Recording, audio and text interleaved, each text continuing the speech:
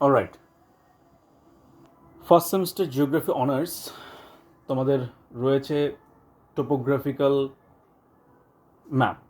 সেই টোপোগ্রাফিক্যাল ম্যাপে তোমাদের যে করোনার জন্য ট্রাঙ্কেটেড সিলেবাস করা হয়েছে নর্থ বেঙ্গল ইউনিভার্সিটিতে, সেই ট্রাঙ্কেটেড সিলেবাসে তোমাদের রয়েছে average slope, relative relief, drainage density এবং ড্রেনেজ ফ্রিকোয়েন্সি। তার মধ্যে আমি আজকে রিলেটিভ রিলিফ নিয়ে আলোচনা করব। এবার রিলেটিভ রিলিফ বলতে বোঝায় আপেক্ষিক উচ্চতা বা আপেক্ষিক রিলিফ। নাও সেটাকে আর দিয়ে প্রকাশ করা হয়। রিলেটিভ রিলিফ কি, কাকে বলে, কি বৃত্তান্ত, সেই সমস্ত বিষয়গুলো আমি যে পিডিএফটা দিয়েছি সেই পিডিএফ থেকে পড়তে পারি বা জানতে পারবো। তোমরা চাইলে আদার্স রেফারেন্সেস, যেমন কিছু বই আছে, কিছু ইন্টারনেট সোর্স আছে, সেখান থেকেও তোমরা নিতে পারো ইজিলি। বাট আজকে আমরা শিখবো কীভাবে একটা ম্যাপ থেকে রিলেটিভ রিলিফ আমরা পেতে পারি। আমার সামনে একটা টোপোগ্রাফিক্যাল ম্যাপ রয়েছে। এই টোপোগ্রাফিক্যাল ম্যাপের এখানে একটা গ্রিড তোমরা দেখতে পাচ্ছ, এটা একটা গ্রিড বলা হয়।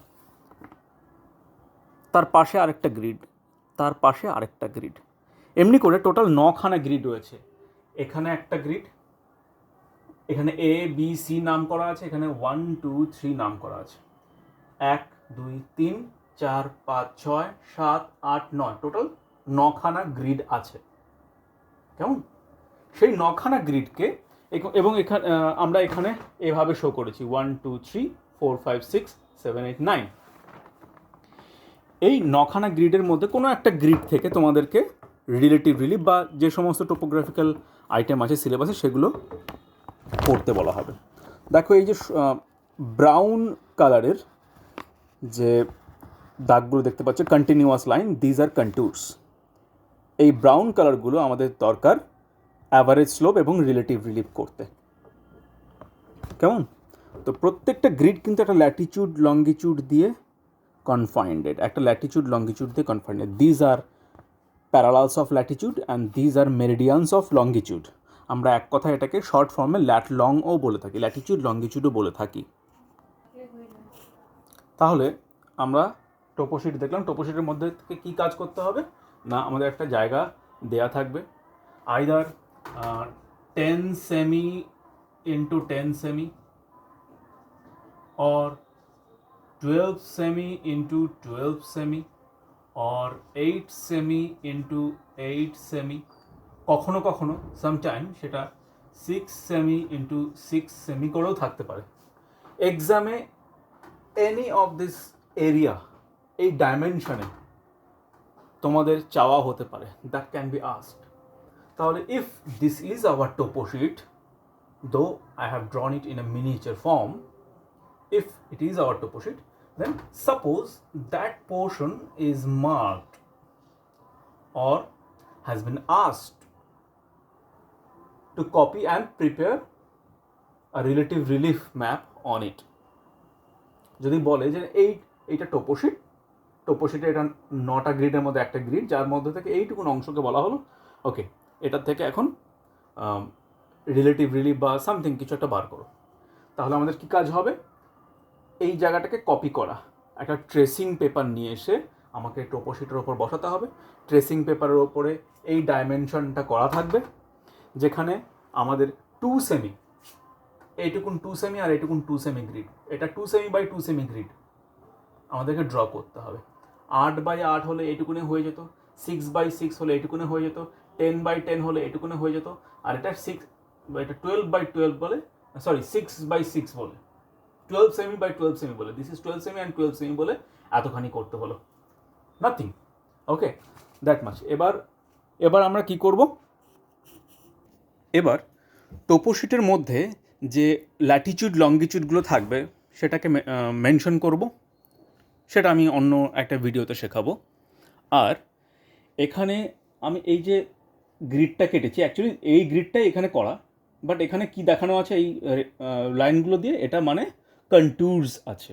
সাপোজ এরকম কন্ট্যুরস রয়েছে তোমাদের পিডিএফে, সেটা দেয়া রয়েছে। এই কন্ট্যুরস থেকে আমাকে কি করতে হবে? প্রথমে আমাকে হায়েস্ট অ্যান্ড লোয়েস্ট বার করতে হবে। ফার্স্ট অফ অল আমি এই গ্রিডটাকে নাম করব, নাম দেব কিছু।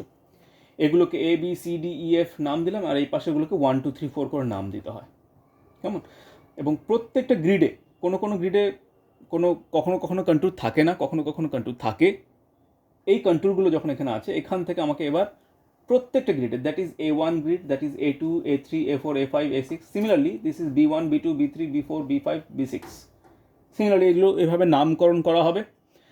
A1 গ্রিডে হায়েস্ট কন্ট্যুর আর লোয়েস্ট কন্ট্যুর কত আছে, that means highest altitude and lowest altitude কত আছে A1 গ্রিডে, সেটা আমাকে ডিটারমাইন করতে হবে। Similarly A2 A3 A4 A5 A6 and rest of the grid, এই যে ছোটো ছোটো ছোটো ছোটো বক্সগুলো আছে 2 by 2 সেমি বাই 2 সেমি, এখানে highest altitude and lowest altitude কত আছে সেটা আমাকে ডিটারমাইন করতে হবে। কেন?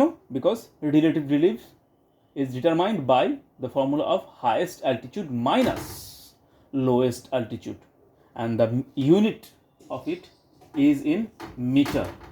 Okay, তাহলে আমরা এখন ডিটারমাইন করি যে প্রত্যেকটা গ্রিডে হায়েস্ট অ্যালটিটিউড এবং লোয়েস্ট অ্যালটিটিউড কত আছে, এবং সেটার ডিফারেন্স কত হবে সেটা আমি এইভাবে গ্রিড ওয়াইজ ক্যালকুলেট করে ফেলি। নাও আমি এখানে ক্যালকুলেট করে ফেলেছি। A1 গ্রিডের জন্য 5, A2 গ্রিডের জন্য 5, A3 গ্রিডের জন্য 5, দ্যাট মিনস এখানকার হায়েস্ট অ্যালটিটিউড অ্যান্ড লোয়েস্ট অ্যালটিটিউডের মধ্যে ডিফারেন্স, দ্য ডিফারেন্স ইজ 5। তো আমি এই ভ্যালুগুলো এখানে ইনসার্ট করলাম in the middle of it, just এই ভ্যালুগুলো এই পয়েন্টটা একদম মিডলে ক্যালকুলেট করে নিতে হবে। ওকে, এইভাবে লিখলাম। লিখে নেবার পরে আমাদের কাজ হবে এই যে ভ্যালুগুলো পেলাম এখানে, এই যে ভ্যালুগুলো এখানে পেলাম, এই ভ্যালুগুলোর মধ্যে হায়েস্ট ভ্যালু কোনটা আর লোয়েস্ট ভ্যালু কোনটা। তো হায়েস্ট ভ্যালু অ্যাপ্রক্সিমেটলি আমি এখানে চোখ বুলিয়ে দেখতে পাচ্ছি, highest value is 80 and the lowest value is obviously 5, so the range is 75, correct? এরপরে আমরা নেক্সট ভিডিওতে শিখব।